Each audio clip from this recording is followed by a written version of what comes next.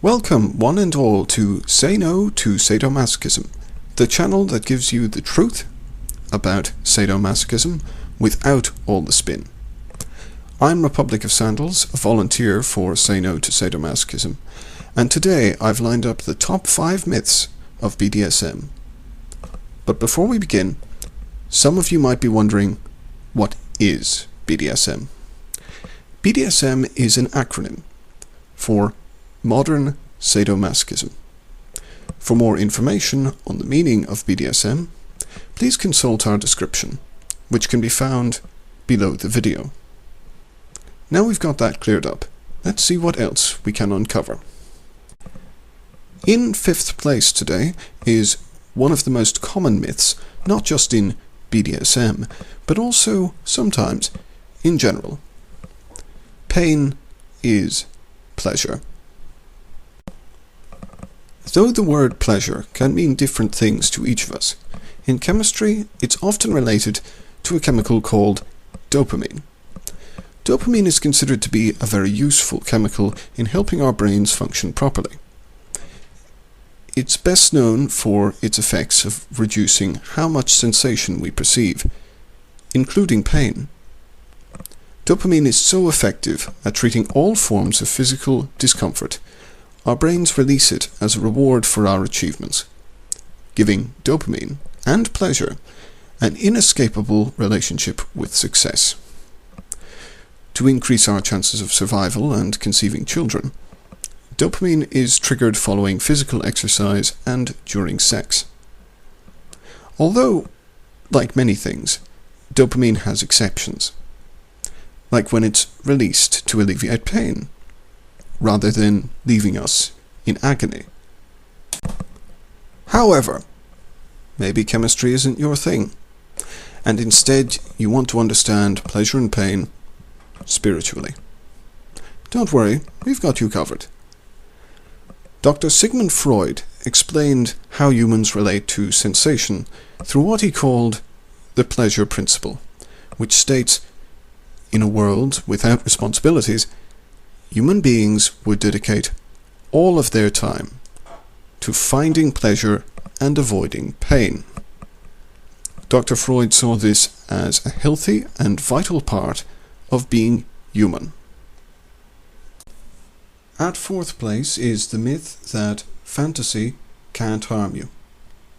Fantasy can be expressed in any form, such as paint on canvas or stray thoughts in your mind. But when someone treats people like dolls to manipulate, as they do in BDSM, they are no longer merely witnessing a fantasy. Now they are living it. We might say our fantasies don't affect us, but that only makes it all the more surprising when they sometimes do.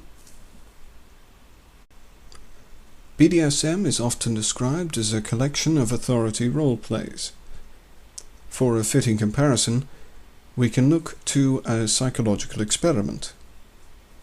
The infamous Stanford Prison Experiment was conducted by Banks, Sane, and Zimbardo in 1971. Participants for the experiment were 22 specifically chosen, well-adjusted young men, and they were each assigned a role to play.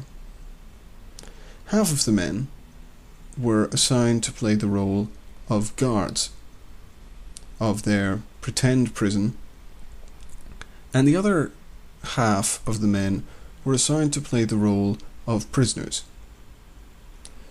The guards had to command the prisoners, and the prisoners had to obey the guards. Lastly, Dr. Zimbardo took on the role of the prison's superintendent. The role play took its toll on the participants.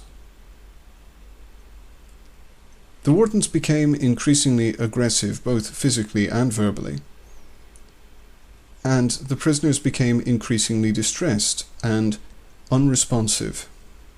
As the experiment continued, both groups integrated their roles into their own identities more and more.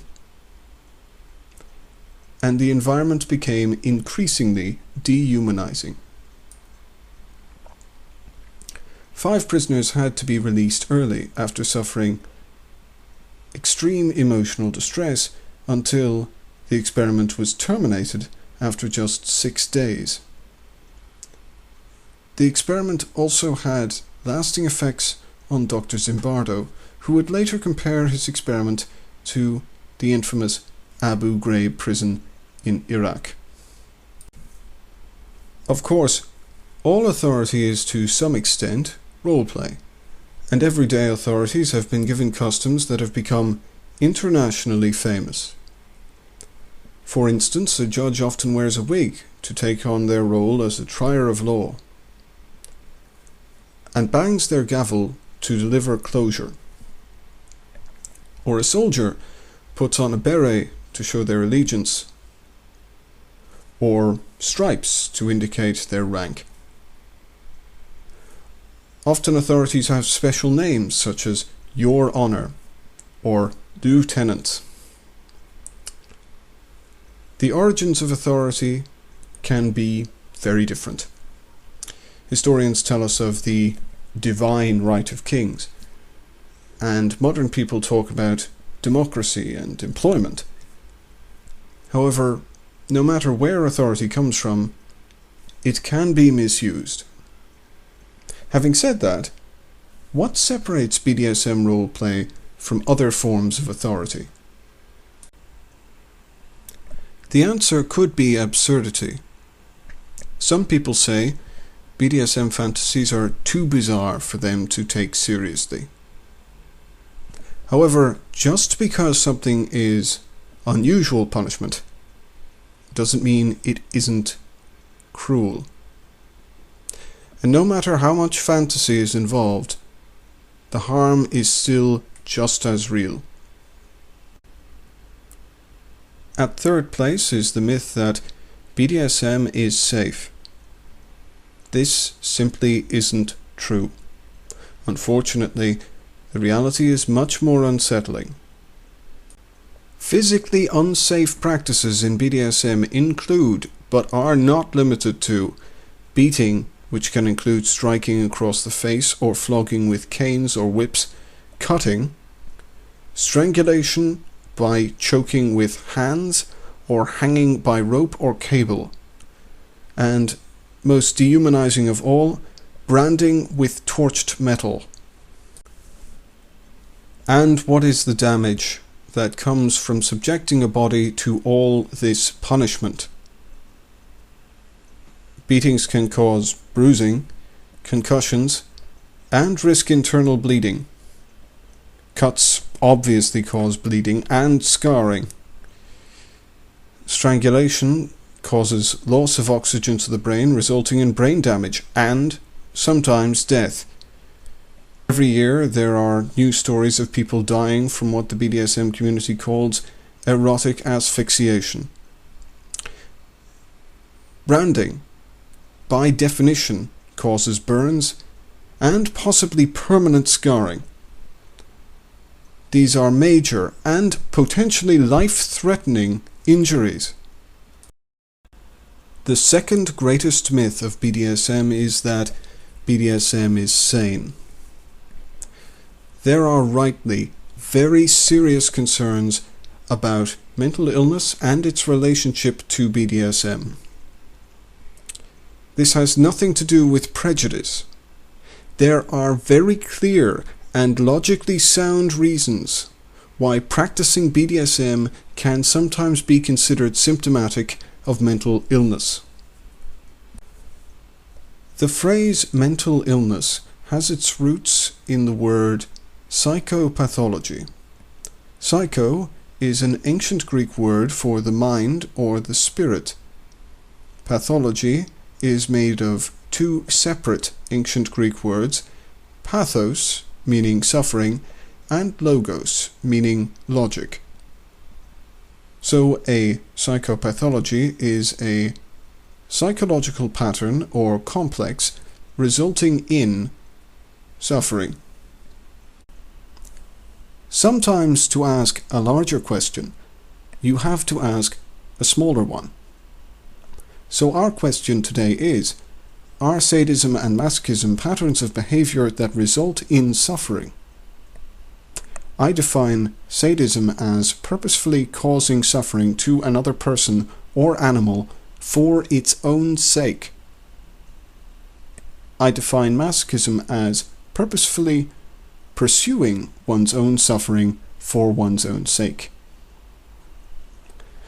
I can conclude that not only do both sadism and masochism qualify as mental illnesses, but that they are also always exclusively motivated by and resulting in suffering. Meaning that they will always be mental illnesses. However, there is another way someone could find out if they have a mental illness or not. The way many people find out is by going to their local doctor. Doctors often treat people who self-harm. Non-sexual self-harm is just as personal and consensual as masochism. Both non-sexual self-harm and masochism can be categorized as parasuicidal behavior. Parasuicidal behavior includes actions that endanger oneself without the person having an intention to die. Masochism is the equivalent of self-harm in everything but name. In BDSM, the term subspace means an experience of psychological distress caused by triggering of the autonomic nervous system. And in clinical psychology, anxiety disorders are very similar. Animals experience anxiety in response to danger, but anxiety can be both physically and psychologically harmful. Routine anxiety can reduce a person's ability to concentrate, regulate heart rate and breathing, as well as function normally. All of these negative side effects contribute to anxiety disorders sometimes being called dysfunctional. I'm aware that there are many reasons why people practice BDSM, such as attempts to please an intimate partner, provide a service for money, or simply explore and experiment in sexuality. However, there are people who practice BDSM because of, or as, an underlying mental illness, which is a genuine problem that should not be framed as a joke or an insult. No one should feel ashamed for seeking suitable help to overcome mental illness. And thanks to modern research, there are many effective ways to treat mental illnesses and symptoms, such as anxiety disorders and parasuicidal behavior. It is important to note that not all misguided perceptions and behaviors are detrimental enough to require treatment. Having said that, I must protest that reenactment of traumatic events is a symptom of post-traumatic stress disorder, and that BDSM abuse role plays are by no means a substitute for professional psychotherapy. Number 1, and the most harmful myth about BDSM, is that BDSM, with consent, can't be abusive. Anyone who has ever discussed BDSM is familiar with this myth. And now we are going to deconstruct and discuss it. You don't need to do any special kind of research to find out what abuse is. Unfortunately, abuse is a widespread danger that comes in many forms. But to settle this issue, I decided to investigate the word abuse, to find out whether BDSM really is abusive, or if something has been lost in translation. What I found speaks for itself. The English noun abuse comes from the Latin noun abusus, which means misuse. But misuse is not limited to things that happen without consent. For instance, a person could misuse crack cocaine to treat depression. Yet this would still be harmful, even though it would be fully consensual. However, Latin is a dead language, and perhaps the modern English word abuse has a more specialized meaning. To check this, I consulted the Oxford, Merriam-Webster, and Collins dictionaries for their definitions of abuse. These are three of the most commonly cited dictionaries in North America and the British Isles. As it turns out, none of these definitions at any point mention consent, and all of them mention physical or psychological mistreatment as abuse. All of this leads us to an obvious conclusion. BDSM can be abusive, even if full consent is given. Of course, we can't make up your mind for you, and we don't want to.